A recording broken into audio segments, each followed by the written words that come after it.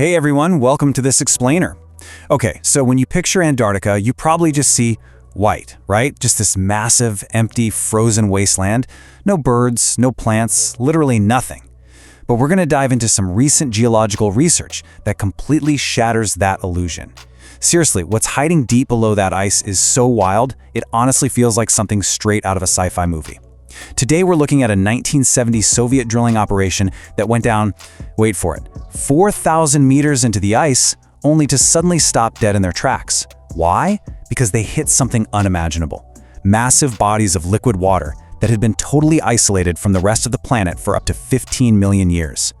So, what on Earth is actually hiding beneath 4,000 meters of solid ice? Let's dive into this mystery.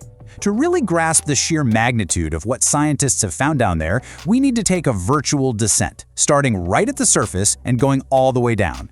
We're going to uncover Earth's absolute most remote secrets. Section 1. Journey through the ice. Descending into the frozen unknown. Before we can even think about drilling to the bottom, we kind of have to wrap our heads around the sheer scale of the ice we're talking about here. It's actually pretty surprising, but Antarctica is technically a wind-blown desert. It only snows a few centimeters a year. But, over millions of years, those tiny layers really add up. To put this mind-boggling thickness into perspective, if you carved out a block of ice at Antarctica's maximum depth and just set it on the ground, it would literally rival Mount Kilimanjaro. You'd have to stack the tallest building in the world on top of itself 6 times just to reach the top. It is just a staggering, almost incomprehensible amount of frozen mass. And the thing is, it's not just one big solid ice cube. As our drill starts biting into the surface, we pass through this compacted snow that's turning into something called firn. Biologist Dr. Stephen Chown describes this firn as being like a giant frozen sponge. It's this weird intermediate stage between snow and solid glacial ice, and let me tell you, it is incredibly dangerous. See, the immense weight of the whole ice sheet is constantly pushing it outwards toward the ocean, and as it scrapes and flows over the rocky bedrock underneath, the ice stretches. If it stretches too fast, this spongy firn just violently snaps. It creates these massive, terrifying crevasses that are totally hidden from the surface. They could literally swallow a person whole, and you'd never even leave a trace. Section 2. Mapping a hidden continent. Seeing through the ice. Because falling into one of those bottomless dark crevasses is basically everyone's worst nightmare, scientists really had to figure out how to map the rocky ground miles below before they could ever start drilling. And the evolution of how they did this is just wild. Back in the 1950s, their brilliant idea was literally just blowing up TNT on the surface and measuring the seismic waves that bounce back up. Kinda crude, but it worked. By the late 1960s, they had upgraded to flying planes back and forth across the continent using ice-penetrating radar. And today, we are literally shooting lasers from satellites in space. These lasers bounce off the surface and read every single tiny wrinkle in the ice. Going from chucking dynamite to firing space lasers, you absolutely have to admit scientific ingenuity is just incredible. So the really crucial takeaway here is that decades of this intense mapping revealed an entire ancient hidden world beneath the ice sheet. It is definitely not just flat, boring rock down there. We're talking about a trench that is deeper than the Grand Canyon. There's a totally hidden mountain range that easily rivals the European Alps. They found evidence of a massive impact crater, and even the largest volcanic region on Earth. But during those 1960s radar flights, they noticed something else. They spotted these incredibly weird, perfectly flat depressions. And those mysterious flat spots are exactly where that Soviet team decided to set up their drill. Moving to Section 3. Reading the ice cores. A 1.3 million year time machine. Right, so before our drill can actually reach those flat spots at the very bottom, we have to push through the layers. And as we go deeper, we are literally, and I mean literally, traveling back in time. Remember those squished pores in the spongy firn? Well, they actually lock in tiny bubbles of atmospheric air. And the historical record you get from this is just mind-blowing. We pull up these cylinders of ice, called ice cores, and we pass through trapped air from the Renaissance. Keep going, and you hit the Roman Empire, then ancient Egypt, the dawn of human farming. We can go all the way down to the extinction of the Neanderthals. This atmospheric record is completely unparalleled. Actually, a European team just recently managed to extract an ice core that's 1.3 million years old. That's going to give us the longest continuous record of our planet's climate history ever discovered. It's a real game changer. And it's not even just about the air bubbles. If you take one of these ice cores and hold it up to the light, you can actually see visible bands, almost exactly like tree rings. They show the different textures of summer ice versus winter ice. You can even spot sudden, dramatic historical events, Like you'll see these distinct dark lines of ash from volcanic eruptions that literally happened 20,000 years ago. It is such a flawless geological record. Which, funnily enough, is exactly why researchers out there always joke that you should never, ever pee on the ice in Antarctica. Because, someday a future scientist might dig up your frozen yellow mark and completely mistake it for a major geological event. Which brings us to Section 4, the subglacial lakes, the deepest secrets. Okay, so our drill finally hits about 3,500 meters down. That's over 2 miles deep. And suddenly, the ice completely changes.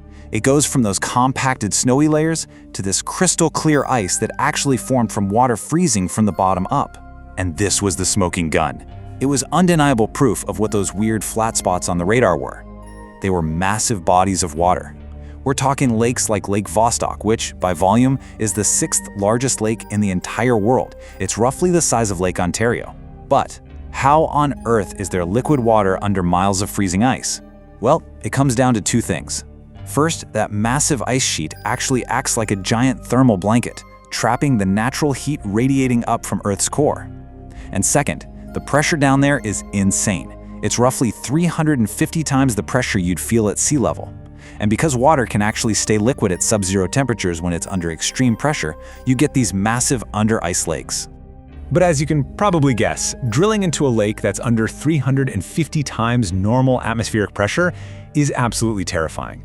Dr. John Priscu, who's one of the very first scientists to study Lake Vostok, had a great analogy for this. He basically said, imagine taking a Pepsi bottle, dropping in a Mentos, and sealing it. It just wants to blow up. Nobody actually knew if piercing the lid of this lake would trigger a massive, deadly, volcano-like blowout of freezing water.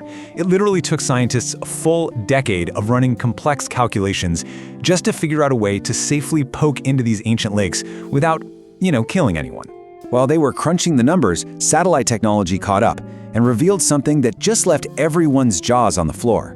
Satellite showed that the ice sheet above these lakes was literally lifting and dropping by almost 10 meters in certain places. A scientist named Dr. Helen Fricker looked at this data and realized, wait a minute, these aren't just stagnant, isolated puddles. Antarctica actually has this massive, totally active plumbing system. There are sprawling rivers connecting these footprint-shaped lakes, and they are constantly filling up and draining out, completely hidden beneath the ice. Well, that realization kicked off an absolutely intense, high-speed international drilling race. You had 3 different countries targeting 3 different lakes. The Russians went straight for Vostok. But to keep their drill hole from freezing shut, they filled it with kerosene and freon. So when they finally broke through the ice, the highly pressurized lake water shot all the way up the borehole, mixed with all that toxic drill fluid, and boom, their biological samples were totally contaminated and effectively useless. It was a huge bummer. The British team aimed for Lake Ellsworth, but heartbreakingly, they just ran out of fuel halfway down. The Americans, though, they took a much slower, way more deliberate approach. They blasted the ice with sterile, UV-decontaminated boiling water. It worked perfectly. They successfully and cleanly melted their way right into Lake Whillans. And that brings us to our final section, the search for life, from deep ice to deep space. When that American team finally managed to pull up a pristine, uncontaminated water sample from Lake Whillans, man, the roaring cheers that went up across the ice were just deafening. And honestly, they were totally justified because what they found inside was mind-blowing. They discovered a full, thriving, microscopic ecosystem living in pitch-black darkness, completely, totally cut off from sunlight. They found dense colonies of bacteria and all sorts of tiny organisms. When they checked the deeper sediment samples, they even found newly discovered viruses that specifically target those bacteria. Now, granted, the underwater remote cameras haven't spotted any giant prehistoric aquatic monsters hiding down there, but they absolutely found evidence of what researchers are calling old new life. Organisms that have been successfully evolving in total isolation for millions and millions of years. Finding life surviving, thriving really, in the absolute coldest, darkest, most alien environment on our planet has some pretty massive implications. Think about it, the incredible cutting-edge drilling tech and the strict contamination protocols they developed for Antarctica, that's exactly the toolkit we need to explore icy extraterrestrial bodies in our solar system. In fact, when Dr. Priscu was asked if he thought life could exist on icy moons, like Jupiter's moon Europa, his answer didn't miss a beat. He just said, yes, definitely.